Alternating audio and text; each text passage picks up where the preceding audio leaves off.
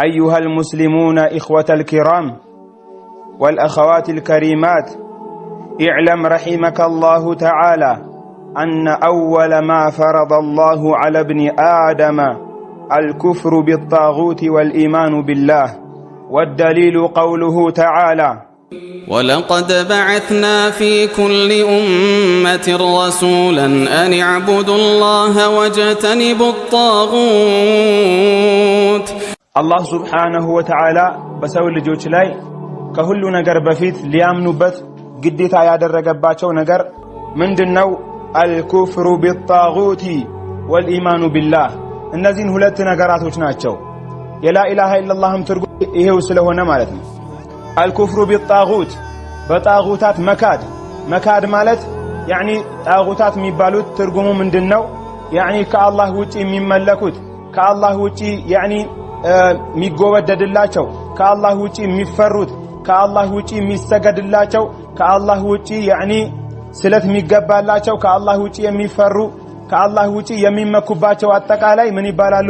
ከሰውም ይሁን ከመላእክትም ይሁን ከጅንም ይሁን ከሰው ያኒ ከእንጨትም ይሁን ከድንጋይም ይሁን ከእንስሳትም ይሁን ከአላህ ውጪ የሚመለክ ነገር ጣጉት ይባላል። ከአላህ ውጪ በሚመለኩት ነገር መካድ። ቁርአን የማን ንግግር ነው? የአላህ ንግግር ነው። ቁርአን የማን ንግግር ነው? የአላህ ንግግር ነው። የአላህ ንግግር መሆኑን ማያምኑ ሰዎች አሉ፣ ሙስሊም ነኝ እያሉ ማለት ነው። ቁርአን የአላህ ንግግር ነው። ስለዚህ አላህ በቁርአን ውስጥ ጠቅሶ አፈራአይቱም ላተ ወልዑዛ ወመናተ الثالثة الأخرى ألكم الذكر وله الأنثى ብሎ አላህ ሱብሓነሁ ወተዓላ ሱረቱ ነጅም ላይ ጠቅሶ ስም አንስቶ ላት ዑዛ ብለው እንጨትና ድንጋይ ጠራርበው ያመልኩ ነበር በነቢ አለይሂ ሰላቱ ወሰላም ዘመን በካዕባ ላይ። ለዛውም ያኒ ካዕባ ውስጥ 300 ምናምን የሚያክል የሚመለክ እንጨትና ድንጋይ ነበረ። እነዛን የሚመለኩትን እስኪ ከአላህ ውጪ የምታመልኩቱ ምን ይሰጧችኋል? ምን ይከለክላችኋል? ማኖር ይችላል ወይ? እናንተ አላላችሁ ወይ ቅርጽ ሰጣችሁ በሰው ቅርጽ በምንድነው የሆነ ክንፍ ያለው ነገር ሰርታችሁ ስዕል ስላችሁ እናንተ አላላችሁ ወይ አበጃጅታችሁ የሰቀላችሁት? እናንተ ላይ ጉዳት ማምጣት ለእናንተ ጥቅም ማምጣት ይችላል ወይ? ጉዳትን መከላከል ይችላል ወይ ብሎ አላህ ሱብሓነሁ ወተዓላ ይናገራል። አፈራአይቱም ላተ ወልዑዛ። ላት ሚለው የታቦት ስም ነው፣ የሚመለክ የነበረ ነው። ልክ በእኛ ዘመን እንጨት እንደሚመለከው አምሳያ ማለት ነው። አውጋር አድባር ተብሎ እንደሚመለከው አምሳያ የዛኔ ምን ይመለክ ነበር? እንጨት ይመለክ ነበረ። ወመናተ الثالثة الأخرى አለ። እስኪ ሶስተኛውንም ደግሞ መናት ብላችሁ የምታመልኩትን እስኪ ይዩት፣ ለእናንተ ጥቅም ማምጣት ይችላል ወይ? ጉዳትን መገፍተር ይችላል ወይ ብሎ አላህ ሱብሓነሁ ወተዓላ ይናገራል። ኮከብን ያመልኩ ነበረ። እቺ ኮከብ ከመጣች መልካም ነገር ይመጣልናል፣ እቺ ኮከብ ካልመጣች መልካም ነገር ይወገድብናል እያሉ ያመልኩ ነበረ። وهو رب الشعرى። ያቺን ኮከብ ደግሞ ሺዕራ ይሏት ነበረ። وهو رب الشعرى። የሺዕራ ኮከብ እኮ ጌታ ነው አላህ። የሁሉንም ጌታ ለምን አታመልኩም? እነሱን ለምን ታመልካላችሁ ብሎ አላህ ሱብሓነሁ ወተዓላ ያንቋሽሽባቸው ነበር፣ ያኒ ይወቅሳቸው ነበር ማለት ነው። ስለዚህ ከእንደዚህ አይነት ከአላህ ውጪ ካለ ያኒ ከባዕድ አምልኮ ራሳችንን እንድናርቅ ነው አላህ በመጀመሪያ ግዴታ ያደረገብን። ከነቢዩላህ አደም አለይሂ ሰላም ጀምሮ እስከ ነቢዩላህ ኑህ አለይሂ ሰላም ዘመን ድረስ በመሃል ያለው ክፍተት 1000 ዓመት ነው ይባላል። 1000 ዓመት። እዛ 1000 ዓመት ውስጥ ሽርክ የሚባል ሽታውም አልነበረም፣ ድራሹም አልነበረም። ከዛ ነቢዩላህ ኑህ አለይሂ ሰላም በተላኩበት ዘመን ውስጥ ምን ተከሰተ? ያኒ ሳሊሖች ሞቱ። የአላህ መልካም ባሪያዎች የአላህ ደጋግ ባሪያዎቹ ሞቱ። 5 ነበሩ ይባላል፣ ከዛም በላይ ነበሩ ይባላል። እነዚህ ሰዎች ሲሞቱ ሸይጣን ነው በሰው ተመስሎ መጥቶ ምንድነው ምን ሆናችኋል ሲላቸው ያኒ ዓሊሞቻችን ሳሊሖቻችን ወደ መልካም ነገር የሚጠቁሙን ከአላህ ጋር ያስተዋወቁን የሆኑ ዑለማዎች ሞቱ፣ በዚህ ሐዘን ውስጥ ነው ያለነው ብለው ሲናገሩ እኔ ወዳጃችሁ እያለው እዚህ ሐዘን ትካዜ ውስጥ ለምን ትገባላችሁ? በቃ ልምከራችሁ አለ፣ መጽናኛ ይሆናችኋል ብሎ ማለት ነው። ማን ነው መካሪ መስሎ የመጣው? ማን ነው? ኢብሊስ አለይሂ ለዕነቱላህ። በጊዜው የነበሩት ግን ሽርክ አልሰሩም። ምክንያቱም ዑለማዎች ያስተማሩት ትውልድ ነው፣ ከዑለማዎች ጋር የነበረ ትውልድ ነው። ለሽርክ እንደፈለገ አይጋለጥም፣ እንደፈለገ ወደ ሽርክ አይጋልባቸውም። ስለዚህ ምን አለ? መጽናኛ ይሆናችኋል የተቀበሩበት ቦታ ላይ ወይም የሚቀማመጡበት የነበረው ቦታ ላይ ግንባታ ስሩላቸውና እዛ ግንባታ ላይ ፎቶአቸውን ቀረጹ፣ ፎቶአቸውን ሳሉ፣ ከዛስ ስማቸውንም ጻፉ። ከዛ እነሱን እያያችሁ እናንተ ፏብላችሁ እየተጽናናችሁ አላህን ታመልካላችሁ፣ አትክዙ አትፍሩ ብሎ ያኒ አትዘኑ ብሎ አጽናንቷቸዋል ይባላል ማለት ነው። ማን ነው? ኢብሊስ። ማን ነው የተናገረው? ይሄንን ሰሃቦች ናቸው የተናገሩት፣ አባባል አይደለም። ከሰሃቦች የመጣ ታሪክ ነው። በቁርአን ውስጥ ነው አላህ Subhanahu Wa Ta'ala እነዛን ሰዎች አምላክ አድርገው መያዝ ጀመሩ ብሎ የተናገረው ማለት ነው። ማንን? መልካም የሆኑ ሰዎችን፣ ጥሩ የሆኑ የአላህ ባሪያዎችን ማምለክ ጀመሩ። ያን የነበረው ትውልድ ባያመልክም ያኒ ትውልድ እየሄደ እየጠፋ ከዓሊሞች ዘመን እየራቀ ዒልምን እየረሳ ሲመጣ እውቀት በተረሳ ጊዜ ይላሉ ኢማሙ አልቡኻሪ ረሂመሁላሁ ተዓላ በኪታባቸው ውስጥ አስቀምጠዋል። ያኒ حتى اذا نسخ العلم او نسي العلم ይላሉ። እውቀት እየተረሳ በሄደ ቁጥር ያ ሰዎች ያኒ በጊዜው የነበሩ ሰዎች ሲያልቁ ቀጣዩ ትውልድ ያንን ታቦት ያንን ስዕልና ስማቸው የተጻፈባቸውን ሰዎች ስም ፎቶውን ማምለክ ጀመረ ይላሉ። ከዛ አላህ Subhanahu Wa Ta'ala በዛ ፎቶ ሰበብ የተከሰተውን ሽርክ እንዲዋጉ አላህ Subhanahu Wa Ta'ala ነብዩላህ ኑህን መልእክተኛ አድርጎ ላካቸው ማለት ነው። ነብዩላህ ኑህ አለይሂ ሰላም በዛ ፎቶ ሰበብ የተጀመረውን ሽርክ እየተዋጉ 950 ዓመት ዳዕዋ አድርገዋል። 950 ዓመት ዳዕዋ አድርገዋል። 950 ዓመት ዳዕዋ አድርገዋል። እናስምርበት ያ ኢባደላህ። ባሁን ጊዜ 1 ዓመት ወይም 2 ዓመት ዳዕዋ ይደረጋል። አይደለም 1 ዓመት 2 ዓመት ይቅርና ሐቂቀተን የ1 ሰዓት ሙሐደራ ስለ ተውሂድ ዳዕዋ ሲደረግ ሌላ ርዕስ የለም እንደ የተባለ ያኒ ሰው ይሰለቻል ማለት ነው። ነብዩላህ ኑህ አለይሂ ሰላም 950 ዓመት ዳዕዋ አድርገው ግን 80 ምናምን ሰው ብቻ ነው የሰለመው ማለት ነው። ከዛ ሽርክ ከዛ ኩፍር እንዲወጣ አላህ Subhanahu Wa Ta'ala የፈቀደው 80 ምናምን ሰው ብቻ ነበር። 950 ዓመት ዳዕዋ አድርገው ማለት ነው። ሳሊሖችን መውደድ ደግሞ ልክ አለው። ሳሊሖችን እንወዳቸዋለን። በህይወት ያሉ ከሆነ ዱዓ እናደርግላቸዋለን። አላህ ሆይ ጠብቃቸው፣ በእውቀታቸው የምንጠቀም አድርገን እንላለን እንጂ ዑለማዎችን አናመልካቸውም። ከአላህ ውጪ ድረሱልኝ ስጡኝ አንላቸውም። በሰላም የወጣን በሰላም አስገቡልኝ አንላቸውም። ሰው ናቸውና ራሳቸውም የተፈጠሩ ናቸው። አላህ Subhanahu Wa Ta'ala ነው የፈጠራቸው እነሱንም እኛንም እነሱንም የፈጠረውን ጌታ ነው የምንለምነው። የሞቱም ከሆነ አላህ ሆይ ስህተቱን ይቅር በላቸው ያኒ መልካም ስራቸውን ተቀበላቸው ነው እንጂ የምንለው እነሱን ከአላህ ውጪ አናመልካቸውም። ለአተህያቱ ላይ ምንድነው የምንለው? ለነብዩ አለይሂ ሰላቱ ወሰለም ራሱ ዱዓ እናደርግላቸዋለን እኮ። ከሰዎች ውስጥ ሰው ሆኖ ከነብዩ የሚበልጥ የለም። ከነብዩ አለይሂ ሰላቱ ወሰለም የሚበልጥ የለም። በህይወት ያሉ ነብዩ አለይሂ ሰላቱ ወሰለም ምንድነው ያሉት? አንተ እኮ ከፈለክ ይሄ ነገር ጉዳይ ይስተካከልኛል፣ አንተና አላህ ከፈለጋችሁ ይሄ ሀጃዬ ይሳካልኛል ብሎ ሲያናግራቸው አንዱ ሰው ምንድነው ያሉት? አው ችግር የለም አብሽር አይደለም ያሉት ነብዩ አለይሂ ሰላቱ ወሰለም። አጀዐልተኒ ሊላሂ ኒደን ለአላህ እኩያ ታደርገኛለህ? ቁል ማሻ አላሁ ወህደሁ አላህ ብቻ ከፈለገ በል እንጂ እኔና አላህ ብለህ ከአላህ ጋር እኩል አድርገህ እንዳታጣምረኝ አሉት ነብዩ አለይሂ ሰላቱ ወሰለም። ያ ቀውሚ ዕቡዱላህ ማ ለኩም ሚን ኢላሂን ገይሩሁ አላህን Subhanahu Wa Ta'ala በብቸኝነት አምልኩ፣ ከአላህ ውጪ ሌላ አምላክ የላችሁም። ስለዚህ ነብዩ አለይሂ ሰላቱ ወሰለም ደግሞ አላህ የሰጣቸውን ተልእኮ ለሰሃቦቻቸው ሲያሰማሩ መጀመሪያ ወደ ተውሂድ ጥራቸው። ወደ ሰላት፣ ወደ ዘካ፣ ወደ ጾም ከመጣራትህ በፊት ወደ ተውሂድ ጥራቸው። አላህን አንድ ወደ ማድረግ ጥራቸው። ከአላህ ውጪ የሚጠሩትን ነገር ተው ወደ ማለት ጥራቸው ነው ያሉት ነብዩ አለይሂ ሰላቱ ወሰለም። ምክንያቱም አላህን አንድ አድርጎ ያላመለከ ሰው፣ አላህን በብቸኝነት የማያመልክ ሰው ቢሰግድ ቢጾም ሐጅ ቢያረግ ያኒ አይጠቅመውም። ሽርክ ስራን ሁሉ ስለሚያበላሽ ማለት ነው። ስለዚህ የነቢያት ተልእኮ ምንድነው? አላህን በብቸኝነት አምልኩ፣ ከአላህ ውጪ የሚመለከውን ራቁ። ከአላህ ውጪ የሚመለከው ምንድነው? በቁርአን በወረደበት ዘመን ምን እየተመለከ ነበር ብለናል? ያኒ ላት እየተመለከ ነበረ፣ ዑዛ እየተመለከ ነበረ፣ ሁበል እየተመለከ ነበረ፣ መናት እየተመለከ ነበረ፣ ሺዕራ እየተመለከ ነበረ። እነዚህ ነገራቶች አላህ Subhanahu Wa Ta'ala በቁርአኑ ጠቅሶ እነሱን እንዳታመልኩ ብሎ አብራርተዋል። በአሁን ጊዜ ደግሞ ምን እየተመለከ ነው? እንጨትና ድንጋይ ይመለካል፣ በል ሰውም ይመለካል። አብሮ የዋለ ያለው ሰው ምንድነው? ጠብቀኝ በሰላም አውጥታ አስገባኝ እየተባለ ይመለካል ማለት ነው። በል የሞቱ ሰዎችም ይመለካሉ። ሱብሃንአላህ የሞቱ ሰዎች ዱዓ ይደረግላቸዋል እንጂ ዱዓ አይለመኑም እነሱ። አሰላሙ አለይከ አዩሃ ነብዩ ወራህመቱላሂ ወበረካቱ አንተ የአላህ መልእክተኛ ሆይ ሰላምን ስጠኝ አይደለም እንለው። አሰላሙ አለይከ ሰላም በአንተ ላይ ይሁን። እነሱን ለመናቸው ነው ወይስ ለነሱ ለመንላቸው ነው የሚባለው? ዱዓ አደረግንላቸው አላህን ለመንላቸው ነው። አሰላሙ አለይከ አዩሃ ነብዩ አንተ የተከበርከው ነብይ ሆይ ሰላምታ በአንተ ላይ ይሁን። ወራህመቱላሂ የአላህ እዝነትም በአንተ ላይ ይሁን። ወበረካቱሁ የአላህ በረከትም በአንተ ላይ ይሁን ብለን ለነብዩ ዱዓ ያደረግንላቸው ነው። ሞተዋል ነብዩ አለይሂ ሰላቱ ወሰላም።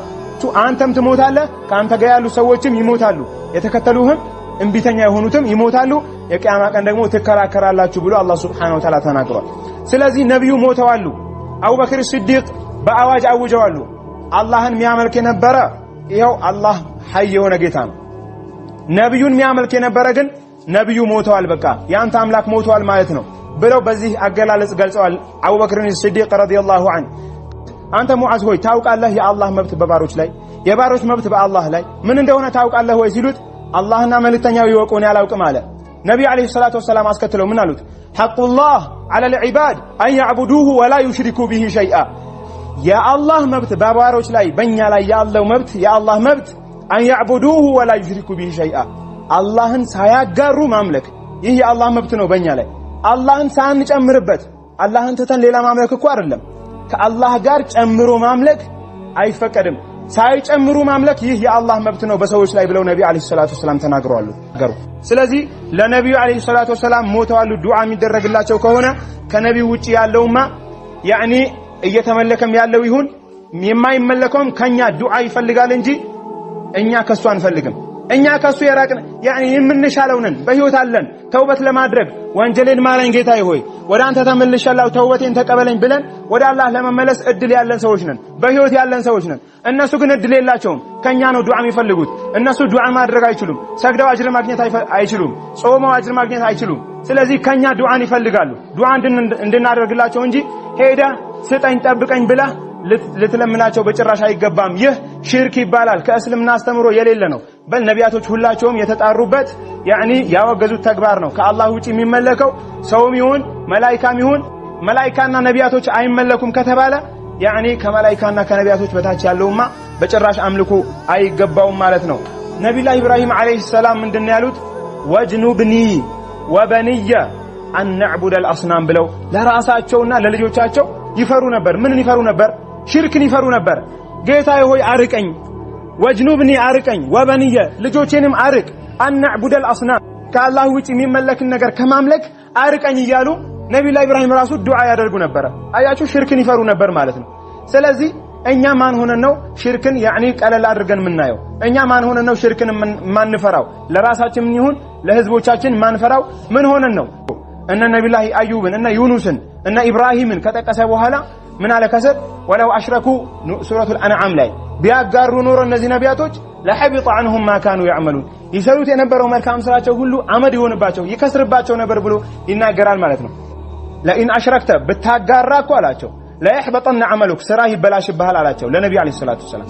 አላህ ነው ያላቸው ዛን ነብዩላህ ኑ አለይሂ ሰላም በተላኩበት ዘመን ውስጥ ምን ተከሰተ وقالوا لا تذرن آلهتكم አማልክቶቻችሁን እንዳትተው ይያሉ ይመካከሩ ነበር እርስ በራሳቸው ማለት ነው ولا تذرن ወድን እንዳትተው ብለው ይመካከሩ ነበር አለ ወድ ከሞቱ መልካም ሰዎች አንዱ ናቸው መልካም ሰው ነበሩ ከሞቱ ሰዎች ማለት ነው لا تذرن آلهتكم ولا تذرن ودا ولا سواعا ولا يغوث ويعوق ونصرا አምስቱም ተጠቅሰዋል መልካም ሰዎች ናቸው መልካምነታቸው የታወቀ ነው ቁርአን ግን እነሱን አታምልኩ ያኒ እነሱን ከነሱ አምልኮ ራቁ እያለ ተናግሯል እነሱን ያመልኩ የነበሩ ሰዎችን አላህ በውሃ አጥፍቷቸዋል ነብዩ ኑህ ዱዓ አደረጉ لا تذر على الارض من الكافرين ديارا الله ሆይ ከነዚህ ካህዲያኖች ከነዚህ ካፊሮች አንድም ሳታስቀር አጥፋልኝ ብለው ነብዩ ኑህ አለይሂ ሰላም ዱዓ አደረጉ የነቢያቶች ዱዓ ደግሞ መቅቡል ነውና ነብዩ አላህ Subhanahu Wa Ta'ala መርከብ ስራ አላቸው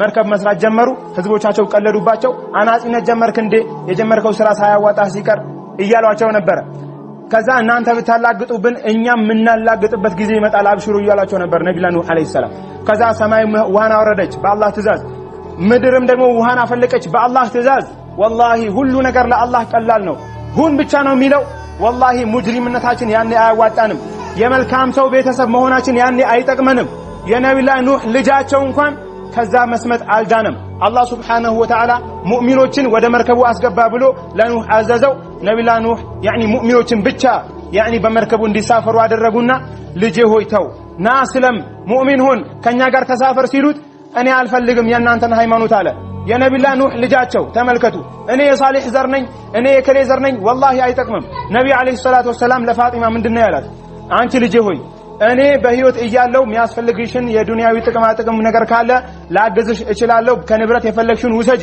ነገር ግን ከአላህ ዘንድ የኔ ነብይነት ላንቺ አይጠቅምሽም ራስሽን ከእሳት አድኚ አሏት ነብይ አለይሂ ሰላቱ ወሰለም ከአባት ነብይነት በላይ ምን ደረጃ አለ እኔ ሳሊህ ዘር ነኝ የሚሉ ሰዎች እውነት ያ ሰው ሳሊህ ነው አይደለም ሌላ ጥያቄ ነው ከዛ ልጁ ነው አይደለም ሌላ ጥያቄ ነው ከዛ ከሆነ በኋላ ደግሞ ይጠቅማል ወይ አባትህ ነብይ ቢሆን ላንተ ይጠቅማል ወይ የአባትህ ነብይነት ያልፍ የፈለከው ነገር ሊያስተምርህ ይችላል እንጂ ወላሂ ሂዳያ በሱ እጅ አይደለም ነብዩ አለይሂ ሰላቱ ሰላም የደገፋቸው አጎታቸው እንኳን ማለት ነው አጎቴ ሆይ ላኢላሃ ኢላላህ በልስ አላህ ዘንድ ጉዳይ አቀርብልሃለሁ እጠይቅልሃለሁ አንዲትን ቃል ብቻ ላኢላሃ ኢላላህ በል ሲሉት የነብይ አጎት መሆኑ አልጠቀመውም በኩፍር ነው የሞተው ማን የዓሊ ረዲየላሁ ዐንሁ አባት የነብዩ አለይሂ ሰላቱ ሰላም አጎታቸው ማለት ነው የነብዩ ኢብራሂም አባታቸው በኩፍር ነው የሞተው ልጁ ነብይ መሆኑ አልጠቀመውም ስለዚህ የነብያት ዘር እንኳን መሆን አይጠቅምም እንኳን የወልይና የሳሊህ የሼክ ዘር መሆን والله የነብያት ዝርያ እንኳን መሆን አይጠቅምም የነብይ ልጅ መሆን አይጠቅምምና ነብዩላ ኑህ ና ልጅ ተውተኛ ከኛ ጋር ተሳፈር ሲሉ ሰአዊ ኢላ ጀበል يعصمني من الماء ከውሃው እንዲያድነኝ ወደ ተራራው እሄዳለሁ አለ قال لا عاصم اليوم من امر الله ይሄ እኮ ውሃ ብቻ አይደለም የአላህ ቁጣ ነው የመጣው ውሃ ምንድነው መጠቃቀሚያ ነው አለኛ በውሃ ነው ያጠፋቸው ከውሃው እንድድን ከጎርፉ እንድድን ወደ ተራራ እሄዳለሁ ሲላቸው ተራራ እኮ አያድንህም ከአላህ ውጪ የሚያድን የለም ይህ ውሃ ብቻ አይደለም የአላህ ቁጣ ነው ሲሉት እምቢ አለ ውሃው በመሃላቸው መጣና እሱን አፍሱት ሄደ ይላል ማለት ነው ቁርአን የተረከው ይህንን ታሪክ ሱረቱ ሁድ ላይ ገብተን እንቅራ እስኪ ያኒ ኢባደላህ والله የሽርክን ጉዳይ ቀለል አድርገን ልናይ አይገባም አላህ Subhanahu Wa Ta'ala ነው ያኒ ሽርክን አልምርም ከሽርክ በታች ያሉ ወንጀሎችን ደግሞ ለፈለኩት እምራለሁ ብሎ የተናገረው ማለት ነው ነብዩ አለይሂ ሰላቱ ሰላም ወለው ኩንቱ አዕለሙ الغيب لاستكثرت من الخير የሩቅን ነገር ማውቅ ቢሆን ኖሮ መጥፎ ነገር አይነካኝም ነበር እኔን አሉ መጥፎ ነገር ግን ነክቷቸዋል አይደል ጥርሳቸው ተፈንክቷል አይደል ያኒ ጥርሳቸው ተሰብሯል አንገታቸው ያኒ ጭንቅላታቸው ተፈንክቷል ደምተዋል አይደል አልደሙም አናቅም ይሄንን ታሪክ አልተባረሩም ከሀገር ችግር አልደረሰባቸው ያ ሁሉ ችግር እንዴት ይነካኝ ነበር እኔ የሩቅን ነገር ባውቅ ኖሮ በል ብሏቸዋል አላህ የሩቅን ነገር የሚያውቀው ከአላህ ውጪ ማንም የለም ነብያቶች ግን አላህ ያሳወቃቸውን ያክል ያውቁ ነበር እንዲያስተምሩ ነው እሱ ግልጽ ነው ላ ኢላሃ ስትል ከአላህ ውጪ አምልኮ የሚገባው የለም ብለህ ውድቅ ያረክ ነው ኢላላህ ስትል ደግሞ ከአላህ ውጪ ውድቅ ያረከውን የነፈከውን ዒባዳ አምጥተህ ለአላህ እያጸደክ ነውና የዒባዳ አይነቶችን አጠቃላይ ያኒ ሰላት ሊሆን ይችላል ጾም ሊሆን ይችላል ያኒ ሐጅ ማድረግ ሊሆን ይችላል ስለት መግባት ሊሆን ይችላል መፍራት ሊሆን ይችላል መመካት ሊሆን ይችላል መከጀል ሊሆን ይችላል የዒባዳ አይነቶችን አጠቃላይ አምጥተህ ለአላህ Subhanahu Wa Ta'ala ልታደርግ ነው ግልጽ ነው ከአላህ ውጪ ላሉት ነፍጋህ አምጥተህ ደግሞ ለአንተም ማድረግ ሳይሆን አይ ለማንም አይገባም ብለህ ውድቅ ማድረግ ሳይሆን ለአላህ ማድረግ አለብህ ይህ ነው በአላህ ማመን የሚባለው ይላሉ ማለት ነው መላእክትና ነቢያቶች አይመለኩም ከተባለ ያኒ ከመላእክትና ከነቢያቶች በታች ያለውማ በጭራሽ አምልኮ አይገባውም ማለት ነው ስለዚህ ዒባደላህ አላህ Subhanahu Wa Ta'ala በተከበረው ቁርአኑ ምን ይላል ወለቀድ በዐስና ፊ ኩሊ ኡመቲን ረሱላን አን ይዕቡዱላህ ወጅተኒቡ ጣጉት